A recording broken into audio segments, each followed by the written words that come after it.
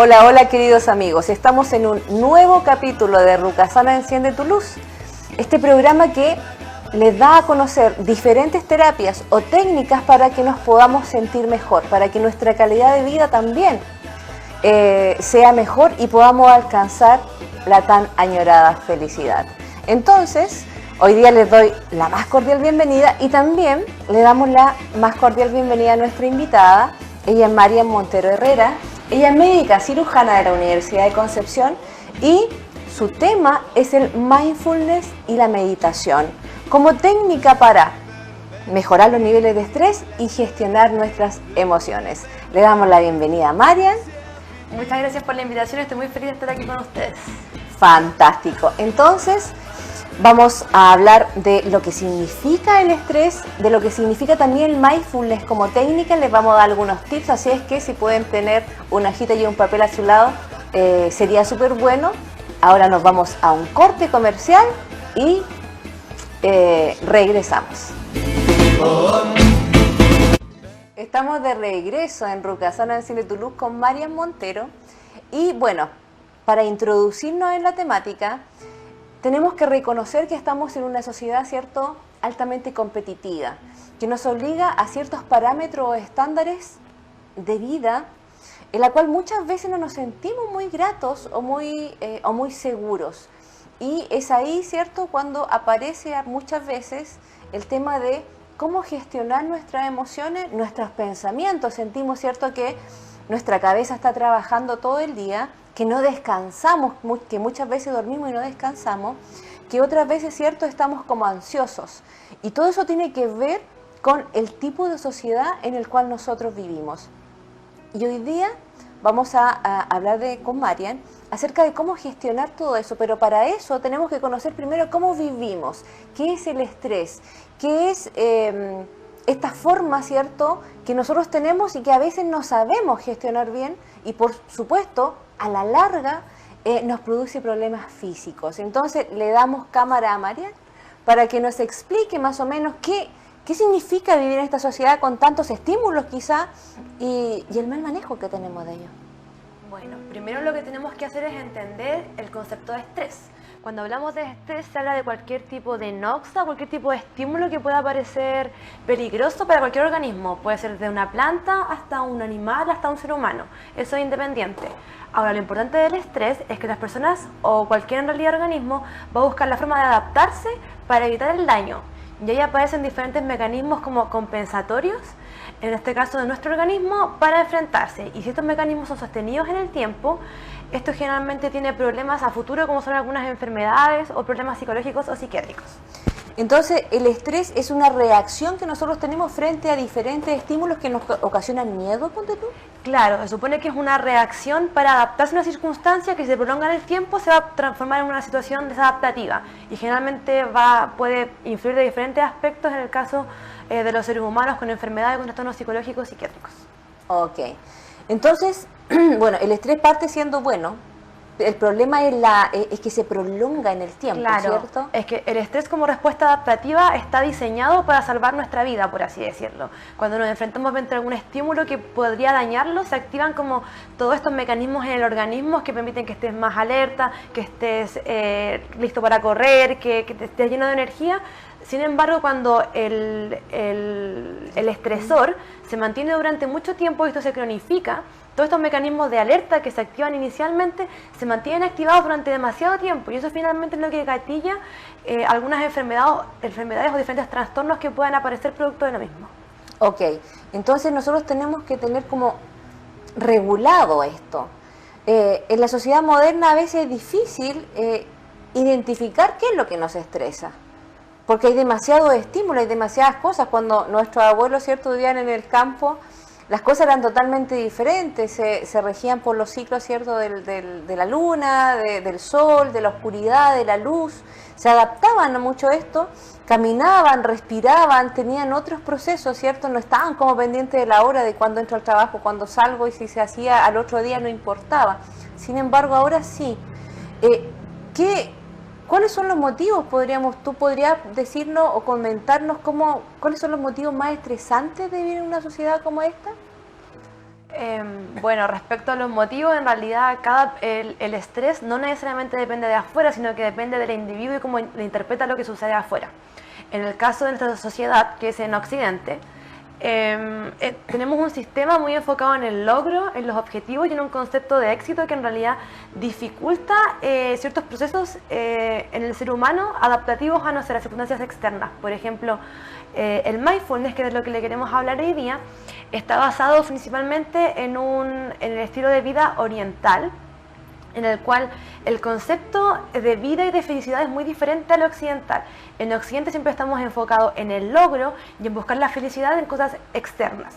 Tener un buen trabajo, tener un buen desempeño académico, tener una pareja, una casa, bienes materiales. Sin embargo, muy pocas veces se ponen a pensar en verdad si es que esa felicidad que buscan obtener pueden obtenerla afuera. ¿Es realmente posible ser felices con lo de afuera o en verdad habría que buscarlo desde dentro? Y en cambio en la sociedad oriental está mucho más interiorizado este concepto de que solamente puedes encontrar la felicidad en tu interior. Y eso en parte también es por la práctica de la meditación y de mindfulness, que en realidad mindfulness no es lo mismo que meditación. El mindfulness es solamente la tradición meditativa budista despojada de todo concepto religioso y traída a Occidente. Entonces son dos términos diferentes, pero es muy interesante lo que tú dices porque efectivamente la sociedad occidental está enfocada en el afuera, la sociedad oriental está está orientada en el adentro, en el sentirnos, en quiénes somos. Entonces sería importante quizá ahora comenzar ya a diferenciar entre el mindfulness y la meditación como ya un poco más, porque tú me decías que la meditación tiene un concepto más budista, ¿cierto? Por eso es que nosotros también lo asociamos a monjes tibetanos como con la cabecita rapada, ¿cierto? Con cierta vestimenta. Y nos puede generar también resistencia verlo desde ese enfoque. Sin embargo, en mindfulness, por ejemplo, bueno, la meditación es tan antigua prácticamente como la historia del hombre, pero el mindfulness ya como técnica científica, por así decirlo, ¿cuándo comienza?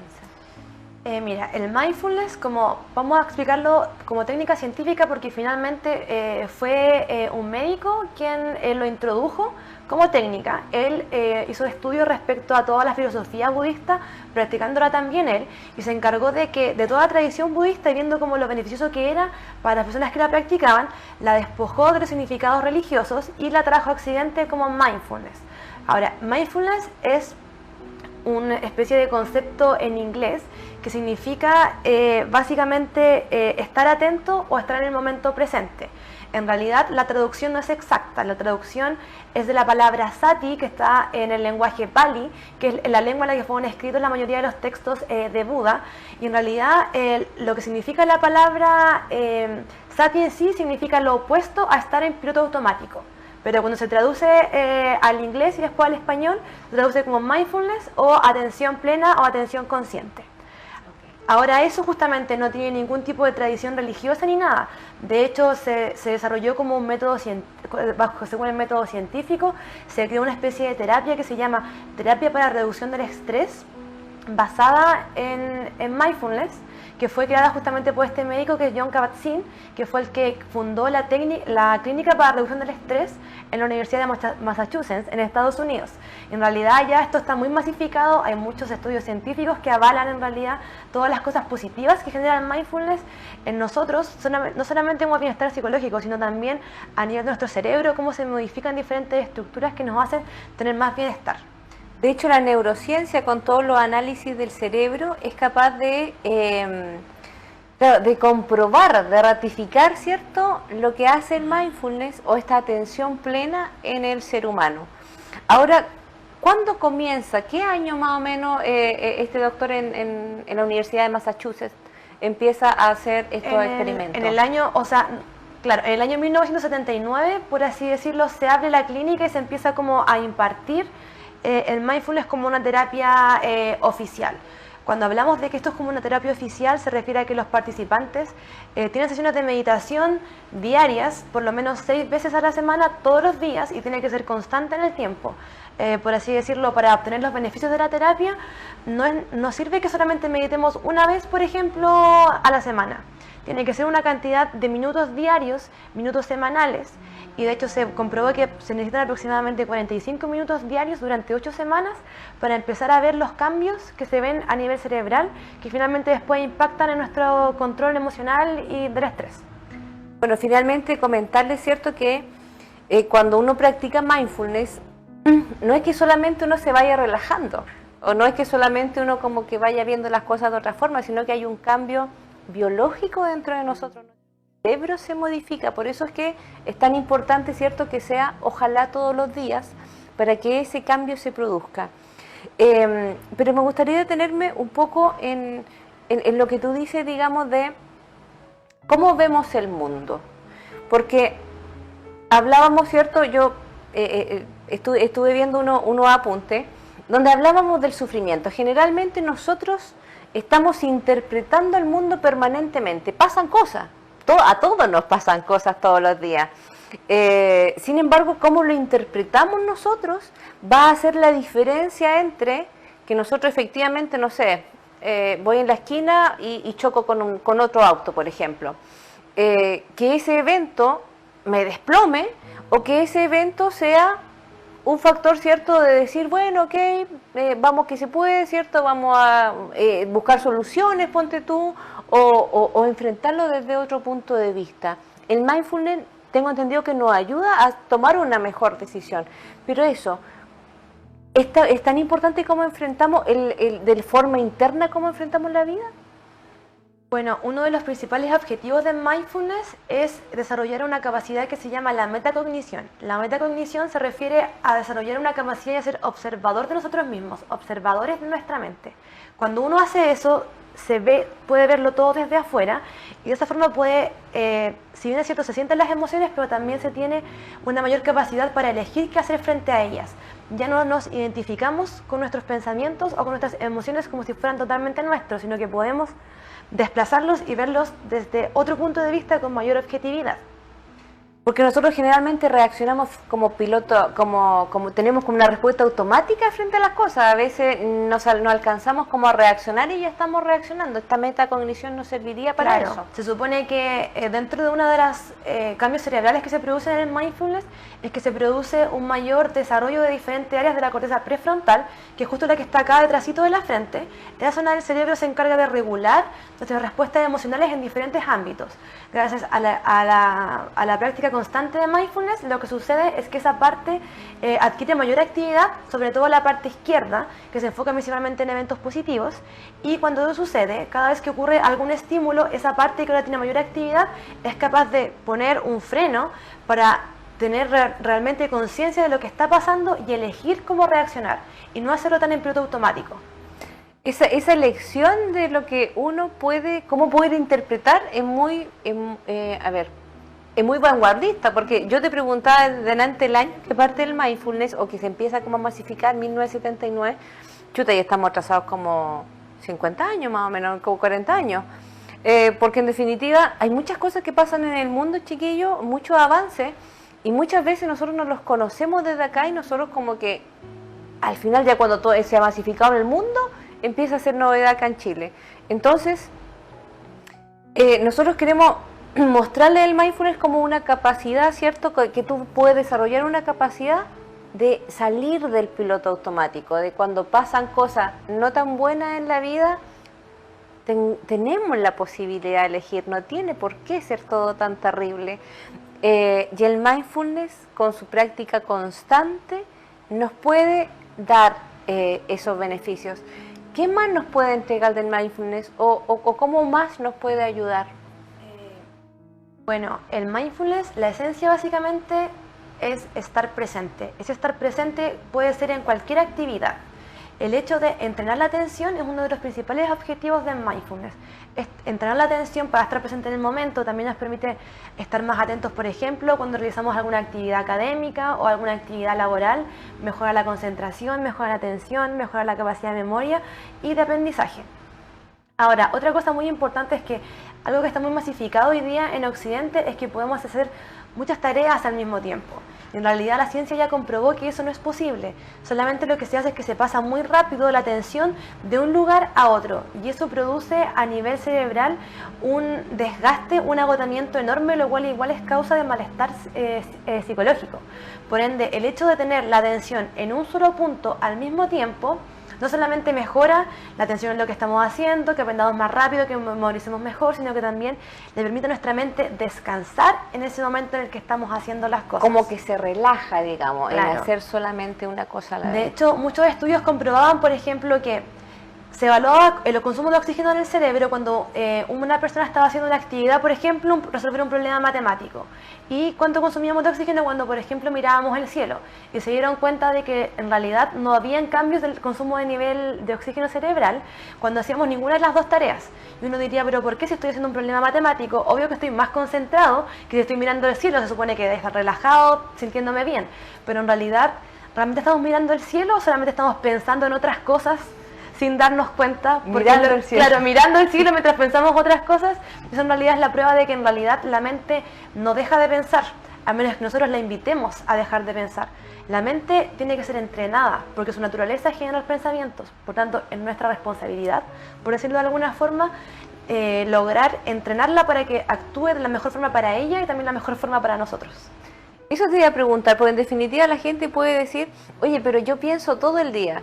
Y de hecho, mientras más lucho con el pensamiento, es como, sin más pensar, de repente uno dice, ya, no voy a pensar más en esto, y 2 segundos después está pensando en eso que ya dijo que no iba a pensar, porque es como que un ataque de pensamiento.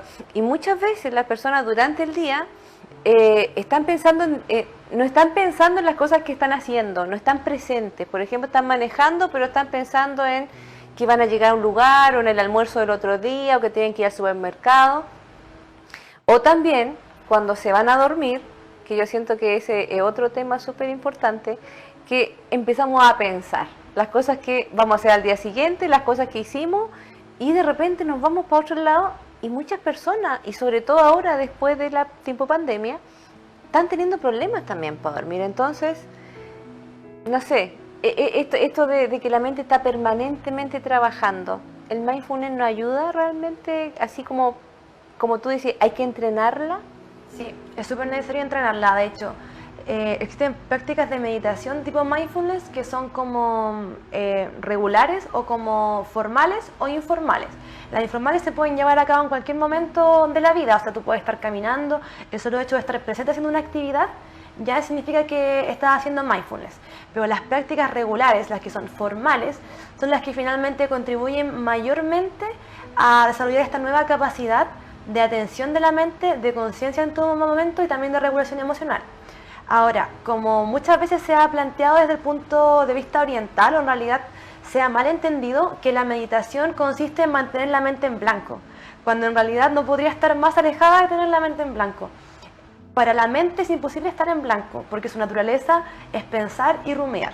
Entonces, si tratamos de poner la mente en blanco, la gente va a decir, vienen muchos pensamientos y yo no puedo dejar de pensar y esto no es para mí. En fin.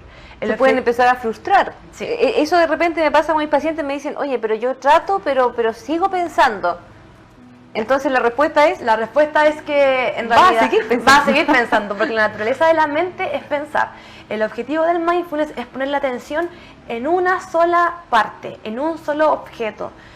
Eso puede ser cualquier objeto, cualquier sonido, cualquier visión, pero lo más usado, porque también es como la mejor alternativa, es la respiración. La respiración es un proceso que raya entre lo voluntario y lo involuntario. No hay que esforzarnos para respirar. Por otra parte, ninguna respiración es igual a otra. Por ende no produce esta sensación como de aburrimiento de que estoy haciendo todo el rato lo mismo, y tampoco genera un apego porque no es algo excesivamente placentero. Solamente respiramos porque lo necesitamos hacer. Nos mantiene vivos. Claro, cuando uno medita, la principal anclaje a la atención puede ser la respiración, justamente por los beneficios que les comenté antes. Y ahí aparecería el término de mindfulness en la respiración.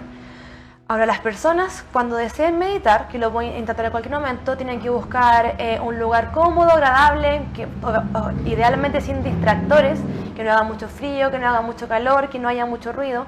En realidad no es necesario que esto sea así, pero va a ayudar a los principiantes para que no se distraigan.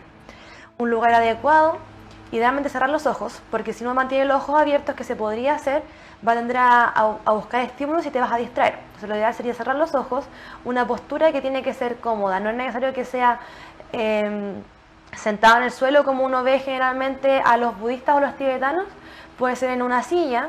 Lo ideal es que no sea tumbado en la cama porque puede tender a quedarse dormido, pero sí tiene que ser sentado, tiene que estar cómodo, tiene que mantenerse voluntariamente justamente para evitar la somnolencia. El siguiente paso es centrarse en la respiración, y cuando hablo de centrarme en la respiración hablo de centrarme en un lugar. Cuando respiramos, el recorrido que hace el aire parte en las fosas nasales, después sigue hasta los pulmones y finalmente se siente en el abdomen, cuando te insufla producto de que hay una expansión pulmonar porque entra el oxígeno. Se pueden elegir 3 lugares para poner la atención: las fosas nasales, los pulmones como el centro del esternón y el abdomen en la parte inferior debajo del ombligo, que es la que más se expande. Como en la guatita, digamos, claro, que es la que sentimos, de repente uno dice, y vamos a respirar, ¿cierto? Y vamos a expandir el abdomen. Justamente, expandir el abdomen. Tú te puedes centrar en cualquiera de esos lugares y te mantienes ahí la atención. No haces como este viaje que hace el aire de entrar y salir, no, mantienes la atención en una zona. Y siendo solamente como en ese lugar, entra y sale el aire. Y ahí te vas a ir dando cuenta de diferentes sensaciones, por ejemplo, si el aire está helado, si está tibio, si es que está húmedo, si te roza la ropa, claro, si hay alguna presión, o a veces cuando uno medita, o bueno, cuando uno utiliza esta técnica te das cuenta a veces que la ropa te aprieta, por ejemplo. Sí.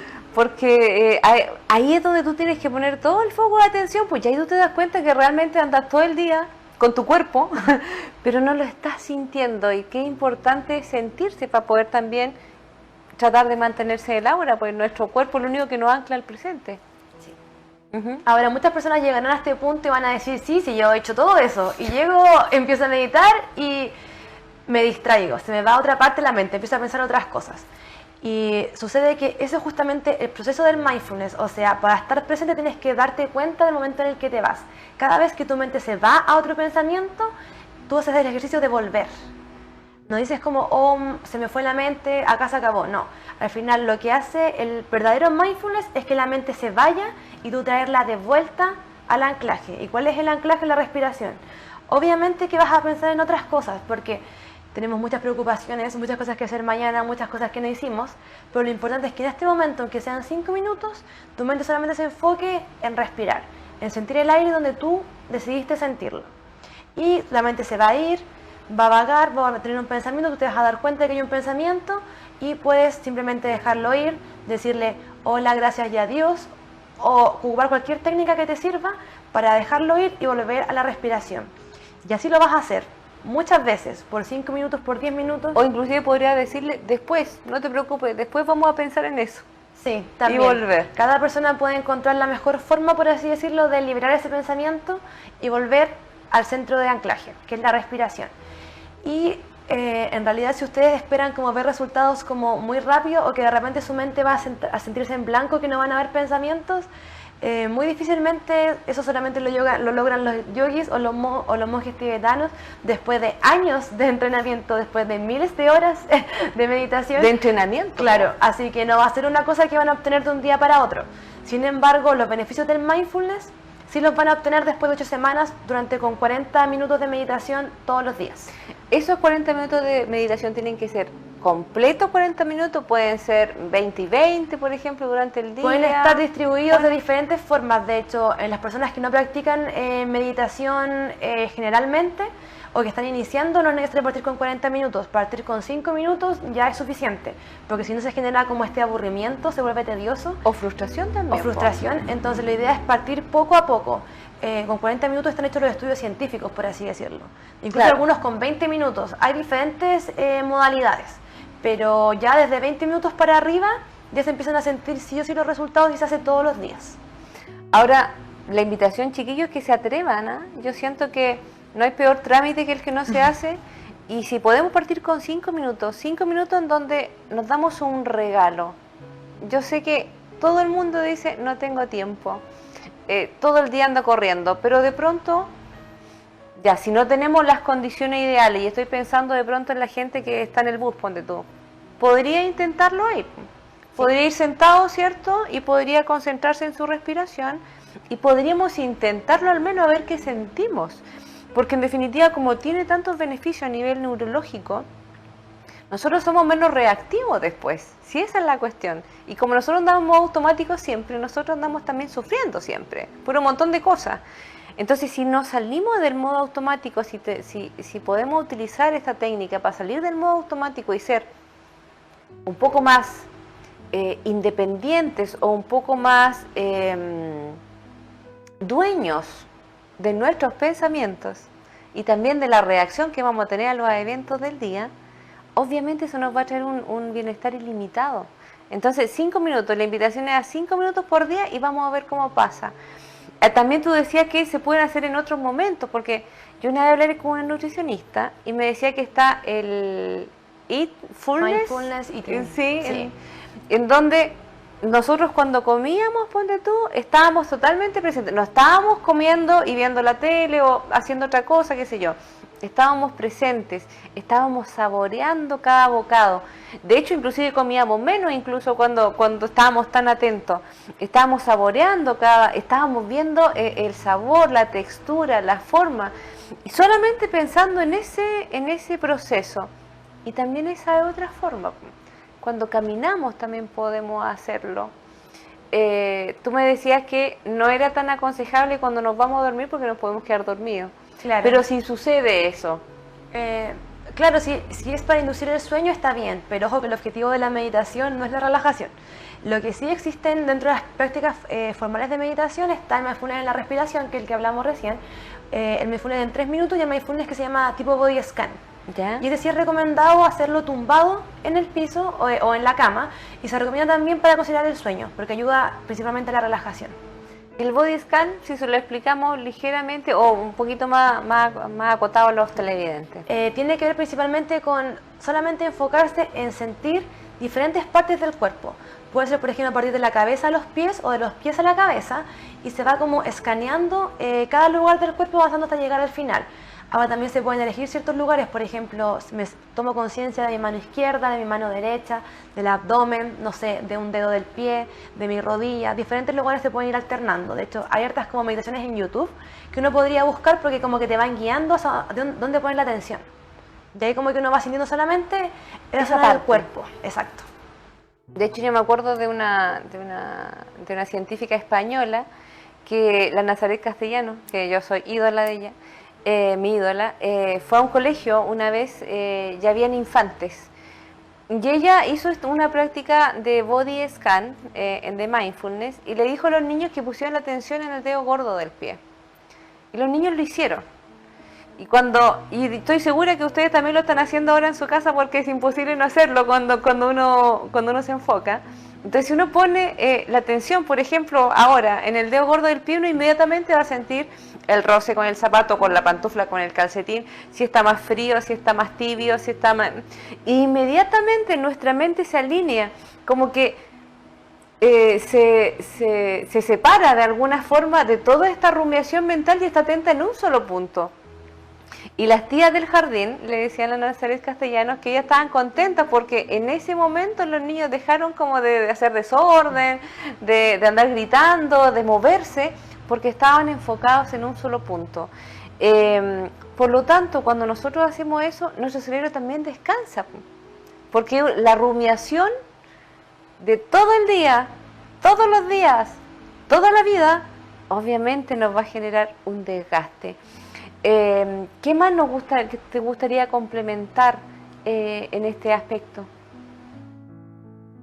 ¿En qué Quizás como las emociones, ponte tú.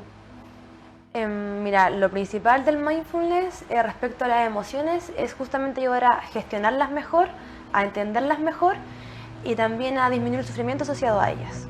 Entonces, explícalo del sufrimiento, porque a veces la gente piensa que el sufrimiento es como inherente a la vida. Entonces, me gustaría profundizar un pelito ahí. Bueno, según el mindfulness y según las teorías budistas igual, el sufrimiento en realidad es evitable. El dolor es solamente inevitable. Hablamos de situaciones que nos causan dolor, las que son, por ejemplo, nacer, según Buda, porque tenemos según Buda, nacer porque supone que ellos reencarnan, entonces como que nacen varias veces. Morir, enfermar y envejecer. Y todas las otras cosas adicionales no son en realidad fuentes de sufrimiento. O sea, Yo siento que ese concepto es muy importante y nos vamos a detener en él ya con mayor profundidad en el siguiente bloque, porque tener la opción, bueno, como decías tú, el dolor es inevitable, el sufrimiento es opcional. Me quedo con esa frase para que ustedes le vayan dando una vuelta aquí en la pausa comercial, y cuando volvamos vamos a ver cómo podemos enfrentarlo. No se vayan, ya volvemos. Ya estamos de regreso con Marian Montero en Rucasana Enciende tu Luz, hablando de mindfulness y de meditación y también de estrés. Y ya sabemos qué es lo que significa el mindfulness, para qué nos sirve y cómo se puede realizar de una forma sencilla y simple cada día. 5 minutos en la invitación. Después ustedes se van a ir dando cuenta que uno se va alargando en el tiempo sin ningún problema, pero comencemos con 5 minutos y terminamos el bloque anterior hablando de algo que es sumamente esencial. El dolor es inevitable y tú me hablabas de 3 dolores que sí o sí están presentes. Sin embargo, el sufrimiento, el cómo podemos enfrentar ese dolor, es una cosa totalmente opcional. Y aquí vamos a seguir. Y vamos a retomar en estos 3, decías tú, ¿cierto? Estos grandes como dolores. sí, lo que pasa es que Buda explica de que existen 4 causas efectivamente de dolor, que son nacer, morir, enfermar y envejecer. Y el resto de situaciones de la vida en realidad no generan dolor, generan sufrimiento. El sufrimiento en realidad tiene que ver con la resistencia que ponemos a las situaciones que nos ocurren. Esa resistencia finalmente es la que nos ocasiona como embutirnos en los temas así y como sufrir al respecto con producto de ideaciones mentales. Generan estos pensamientos que son como repetitivos, que son rumiadores y están todo el tiempo, y finalmente se empiezan a generar ideas que en realidad no son las más saludables para nuestra mente, ni para nosotros tampoco. Yo puedo decir, ¿cierto?, que generalmente las personas cuando se quejan de sus pensamientos, porque son, a ver, si nosotros pensáramos en positivo, o si tuviéramos pensamientos bonitos todos los días, quizás sería diferente, pero nuestros pensamientos generalmente son como negativos, siempre como que se van como al lado oscuro, como al pesimismo, pone tú, con que se ponen en el peor de los casos, por decirlo de alguna forma. Entonces tú me dices, ¿cierto?, que uno puede revertir eso, que en definitiva uno puede elegir, salvo estos eventos, ¿cierto?, que yo también siento que puede ser revertible, ¿eh? Porque aceptar la muerte, o aceptar el envejecimiento, o aceptar de alguna forma cómo va fluyendo la vida, yo siento que ahí es como la clave de muchas cosas. Y me gustaría tenernos eso, en la aceptación. ¿Qué tan importante es la aceptación para dejar de luchar? Yo siento que inclusive hay frases publicitarias que nos dicen la lucha contra contra diferentes cosas, siempre es la lucha. Pero en esta lucha generalmente nos desgastamos, po. La aceptación, ¿cómo nos sirve? Lo que pasa es que en realidad si tuviéramos una aceptación radical de todas las cosas que nos suceden, tendríamos eventualmente mucho menos sufrimiento.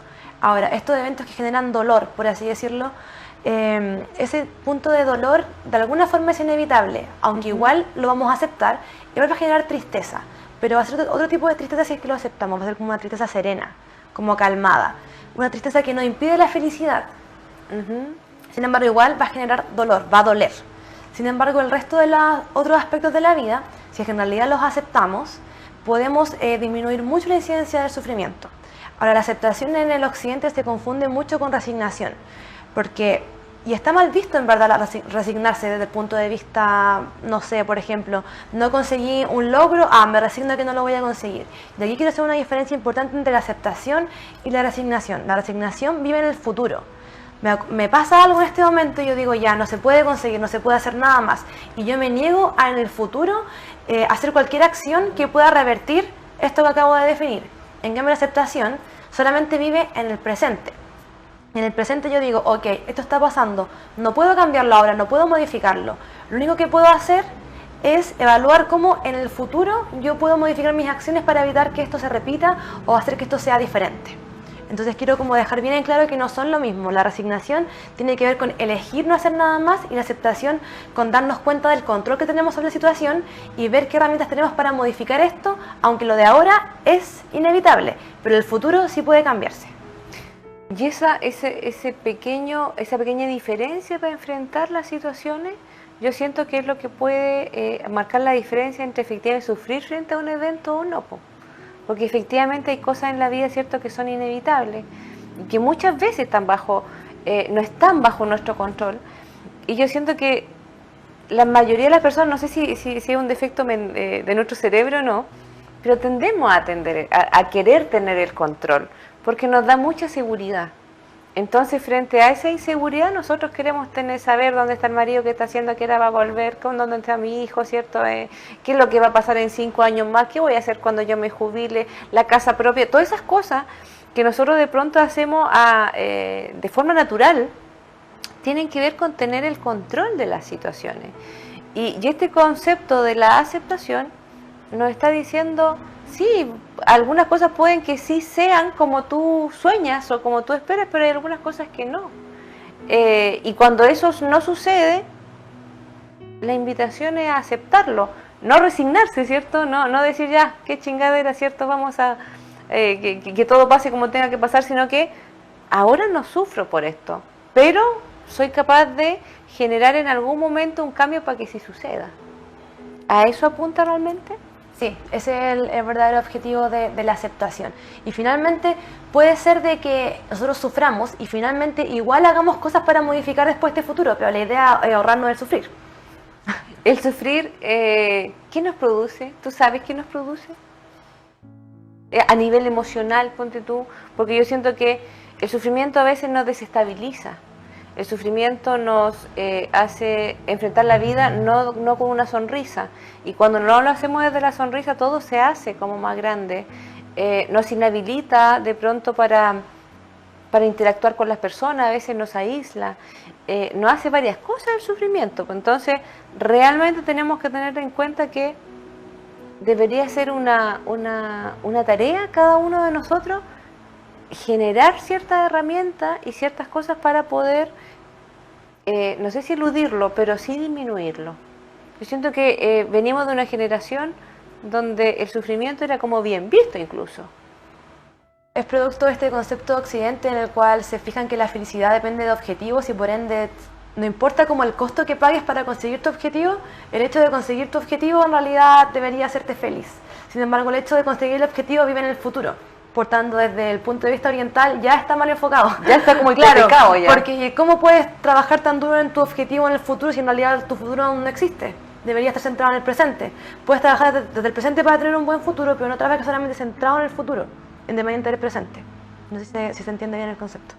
Claro, porque es como si siempre viviéramos como 4 pasos adelante. Es claro. Eso, ¿cierto? Es como siempre si estuviéramos allá, pero como estamos tan enfocados allá, no estamos viendo dónde estamos pisando ahora, po. Yo siento que es como esa la sensación. No sé, Marian, ¿qué más nos querías compartir al respecto? Que les pudiera ayudar a los televidentes. Otra cosa que me gustaría compartir sería un ejercicio que se llama el de los 3 minutos justamente, que es un ejercicio breve que se puede hacer en la mañana, en la noche, al despertar, solamente nos toma 3 minutos. En realidad se dice que son 3 minutos porque se puede dividir en 3 secciones, pues si ustedes quieren hacer la sección un poquito más larga, un poquito más corta, igual se puede realizar, pero 1 minuto al menos como un tiempo suficiente. Para cada pedacito. Sí.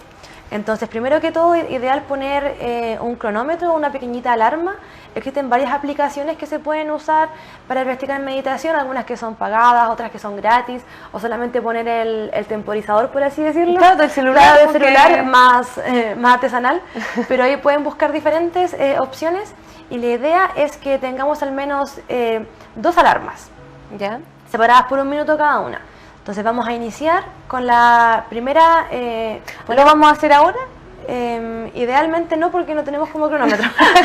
Okay. Pero la idea es que en la primera sección, el primer minuto, nosotros nos enfocamos en nosotros mismos, en nuestra respiración, en nuestras sensaciones corporales, en nuestro interior.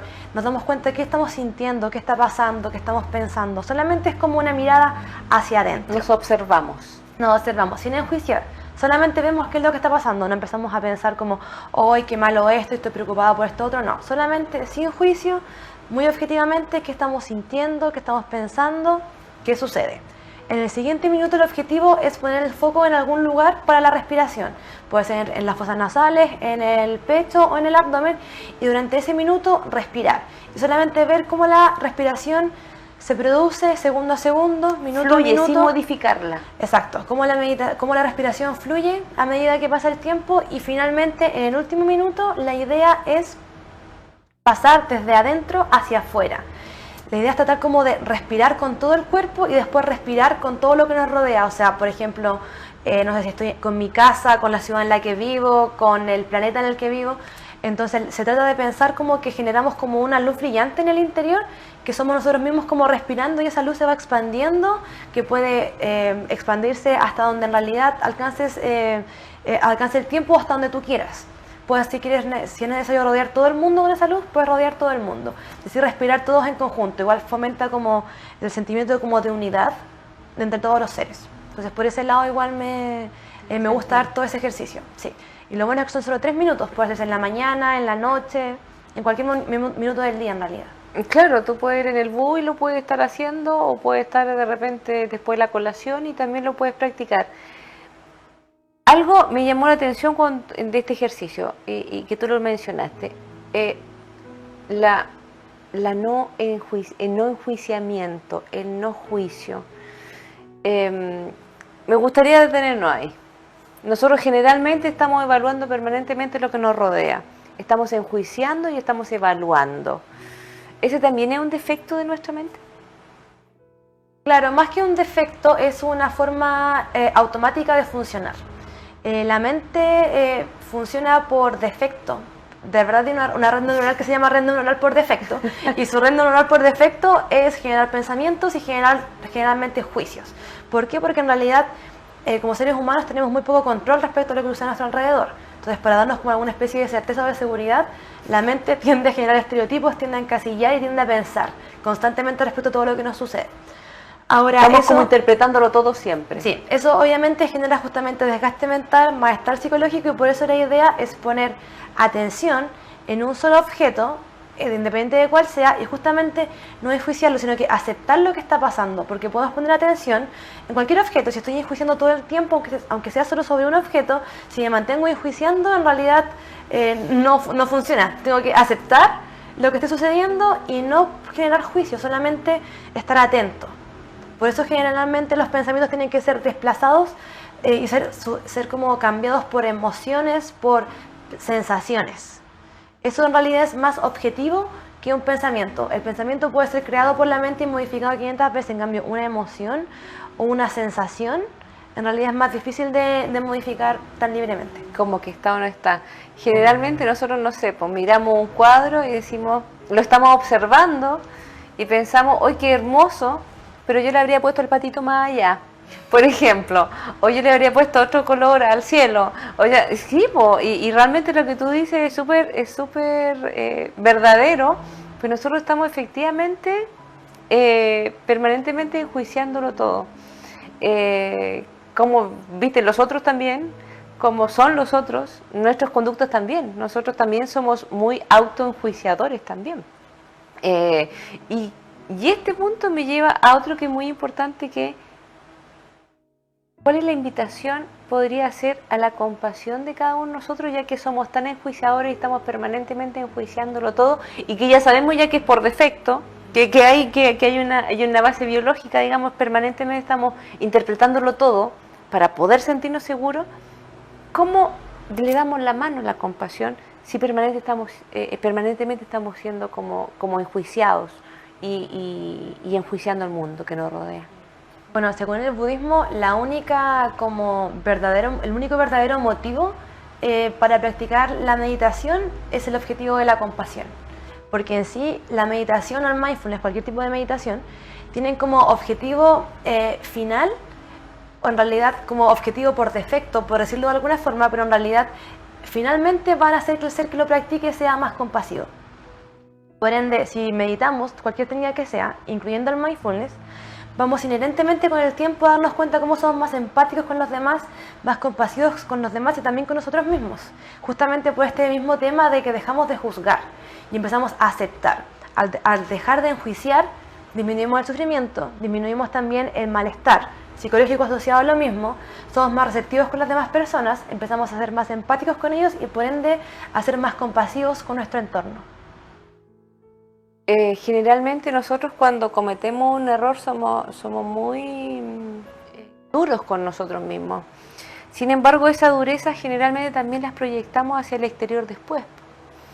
Yo siento que es muy importante lo que tú dices acerca de la compasión, porque efectivamente cuando dejamos de enjuiciar, tomamos contacto con esta compasión, primero que nace en nosotros para poder compartir, y nos hace también este asunto de la empatía que todo el mundo habla, pero en definitiva es como casi como un ideal, pero realmente cuando nosotros nos ponemos fuera de la crítica o fuera del juicio, la vida se empieza a hacer más fácil, po.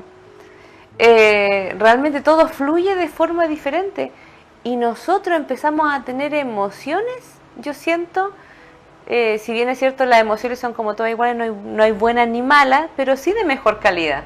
Emociones, cierto, que no nos hacen daño, porque hay emociones que sí nos hacen daño. Emociones buenas, como las emociones como la... yo me acuerdo de esta película, ¿cómo se llama? ¿Dónde están las emociones? ¿Intensamente? Intensamente, en donde ahí se manifiesta que, claro, todas las emociones son buenas, pero en definitiva son necesarias para nosotros, pero no todas deberían estar como permanentemente encendidas, por así decirlo. Claro. Y el mindfulness nos da esta maravillosa posibilidad, ¿cierto?, también de conectar con nosotros mismos para poder, desde nuestra esencia, desde nuestra perfección o desde nuestra compasión, conectar a través de esos ojos, digamos, con el resto del mundo. Y si tiene tantos beneficios, varias preguntas. Contraindicaciones, ¿desde qué tiempo, desde qué edad lo podemos empezar a practicar? ¿Hay alguna persona que quizás no podría? ¿Las personas de tercera edad está recomendado o no? Cuéntanos un poco más de eso. Contraindicaciones en general tiene muy pocas.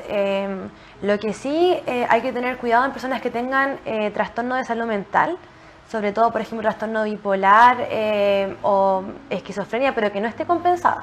Personas básicamente que están cursando con un brote psicótico, ahí tendríamos que tener cuidado con esto. Y personas que tienen trastorno por estrés postraumático, que igual durante la meditación pueden venir como flashback o diferentes como recuerdos, emociones, sensaciones que lo pueden hacer volver al trauma.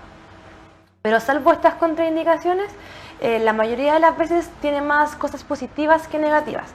Ahora, en cualquier caso de salud mental, lo ideal sería que lo aplicara un profesional. Un psicólogo que sea experto, un psiquiatra que sea experto, alguna persona que tenga mayor dominio de la situación en caso de que suceda alguna cosa, algún evento adverso. Que pudiera manejar, digamos, la reacción. Claro, es muy importante eso. O sea, personas de tercera edad muy bien pueden realizarlo. Hay harto estudio en personas de tercera edad, en mujeres embarazadas, en niños, en adolescentes, en estudiantes, en trabajadores de diferentes ámbitos. En realidad, prácticamente en todos los grupos no hay mayores efectos adversos. Y me estoy poniendo un poco creativa. Que si el mindfulness produce un cambio neurológico, de salirnos de esta cosa automática y modifica nuestro cerebro, a las personas de tercera edad, ¿podría ayudarlos, por ejemplo, con la memoria, quizás, o con la concentración, o quizás poder alejarlos de alguna patología mental? Sí, de hecho, no solamente a la tercera edad, sino que a cualquier edad. Lo que sí es que el cerebro tiene mayor plasticidad neuronal mientras más jóvenes somos, pero en las personas que son adultos mayores también todavía mantienen un nivel de neuroplasticidad suficiente como para tener efectos beneficiosos, así que no hay ningún problema por ese lado. ¿Y los niños, si fueran al jardín y empezaran a practicar mindfulness? Serían todos más compasivos los unos con los otros. También se nos iría el bullying, también nuestras habilidades sociales, ¿cierto?, se verían compensadas. Yo soy una enamorada del mindfulness porque yo siento que es tremendo aporte y es tan fácil. No necesitamos herramientas, bueno, salvo el cronómetro del teléfono, no necesitamos grandes cosas, no necesitamos las velas, los inciensos, las figuras, no necesitamos nada salvo nuestro cuerpo. y que estemos vivos por nuestra respiración, para poder hacerlo. Y yo siento que es un regalo. Comencemos con 5 minutos, con eso voy a insistir todo el programa. ¿Qué quieren que les diga?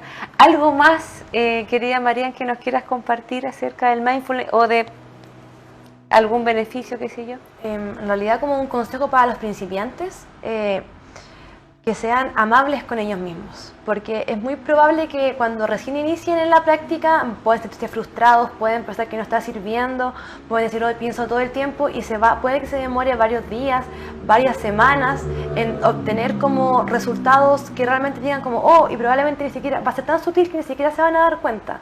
Así que acá lo más importante es que, si bien es cierto, el objetivo va a ser que van a ser más compasivos, después por lo menos de 3 meses practicándolo, al principio no van a estar más compasivos. De hecho, pueden frustrarse incluso mucho. Entonces, sean amables con ustedes mismos, recuerden que es un proceso. Es necesario tener paciencia para que esto se produzca. Es muy importante eso, porque la persona nos tendemos, ¿cierto?, a frustrar muy rápido. Entonces, a tenerse paciencia, a de alguna forma ir probando. Yo siento que probar las cosas son muy importantes.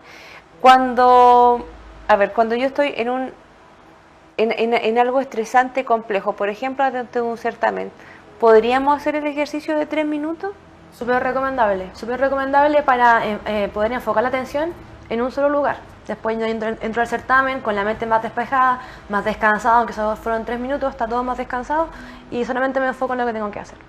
¿El mindfulness nos podría ayudar en crisis de pánico, por ejemplo, crisis de angustia? ¿O habría que hacer durante el proceso, o habría que hacer un trabajo antes, ponte tú? Un trabajo previo, porque es más complicado en las personas que tienen ansiedad, porque puede ser de que si tú lo haces irse al cuerpo y enfocarse en lo que están viviendo, va a ser un poco dramático, porque la sensación es muy desagradable. Entonces, que tú además lo hagas enfocarse solamente en esa sensación puede ser complejo. De hecho, personas que son ansiosas en general también pueden tener de repente dificultades, porque puede que les genere un poquito de ansiedad también enfocarse en una sola cosa. Pero si se hace un trabajo sistemático previo al episodio, si esa persona viene entrenada, claro, si esa persona se está a cargo de una persona que está bien entrenada, no debería haber ningún problema. Pero hay que saber cómo hacerlo bien y estar atentos a los posibles efectos adversos que pueden aparecer. Claro que sí. Es que estoy pensando qué más, digamos, poder preguntar a la Marian, ¿cierto?, para sacarle un poco el jugo al respecto. Pues yo siento que en diferentes momentos de la vida uno podría utilizarlo. Ya sabemos, ¿cierto?, que frente a una situación de estrés como un certamen podemos utilizarlo, también podríamos utilizarlo también antes de una entrevista de trabajo. El body scan, ¿cierto?, estoy haciendo un pequeño resumen, que es como un scan corporal para relajarnos y para poder dormir mejor, que ese sí se hace tumbado, ¿cierto?, que lo podemos, la ideal, ¿cierto?, es sentarnos para enfocarnos en uno de los 3 puntos de nuestra respiración. No sé qué se me puede estar quedando haciendo un resumen. Yo siento que es mucha información, entonces estoy como haciendo un pequeño resumen como para los televidentes, que lo importante, ¿cierto?, también es tratar de aceptar el presente, de dejar el juicio, de aumentar la compasión. ¿Qué más se nos va? Atentos, estar atentos. Estar atentos. Es lo más importante. La atención es la base del mindfulness.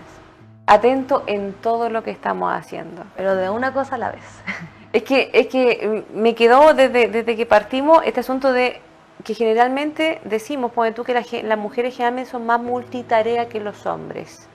¿Es tan así? ¿Qué opina el mindfulness al respecto?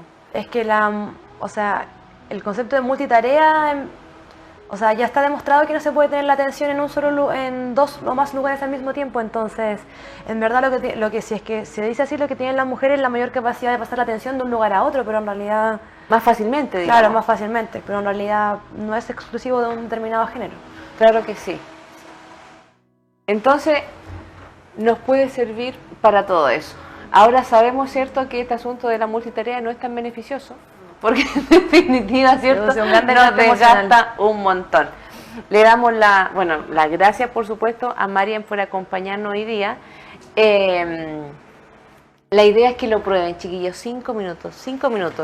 Y como siempre, cada vez que terminamos este capítulo de Rukasana en Cine Toulouse, sacamos el mensaje angelical, que obviamente es para Marian, pero también para cada uno de ustedes. Así que ahora lo vamos a elegir. ¿Qué nos dicen los angelitos esta semana? Y el mensaje es el siguiente. Yo soy el ángel que baja cuando estás renovando tu energía. ¿Respiras el nuevo aire? Ahora tienes una fuerza especial. Ahora ya estás cambiando porque el cielo te regala amor y alegría. Estamos renovándonos, chiquillos, con amor y alegría. Y qué mejor, ¿cierto?, que a través del mindfulness tomar contacto con estas emociones tan hermosas. Cuando dejamos de juzgar, obviamente es más fácil, ¿cierto?, sentir el amor y renovarnos. 5 minutos con alegría, 5 minutos con amor, chiquillos, al día, para que cambiemos por dentro, para que también podamos cambiar por fuera. Y Marian, ¿cómo te quieres despedir de los televidentes hoy día? Quiero dejarlos muy invitados a meditar, a que descubran un poquito de mindfulness, a que busquen, no sé, en YouTube, en su aplicación de su teléfono, cualquier forma en la que lo puedan hacer como día a día, y de verdad que no se van a arrepentir.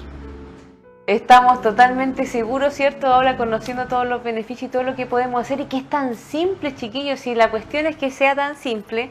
Así es que muchas gracias por acompañarnos, Marian, hoy día, ver, digamos, ¿cierto?, esta otra parte de otra forma de sentirnos bien y mejorar nuestro bienestar. Y nada, chiquillos, cada capítulo de Rukasana en Cine Toulouse lo pueden buscar en YouTube, en Rukasana Herrera, lo pueden encontrar ahí. Cada uno está grabado y queda ahí. Y los invito para el próximo viernes, como siempre, a las 5:30 a un nuevo capítulo. Namaste, queridos amigos.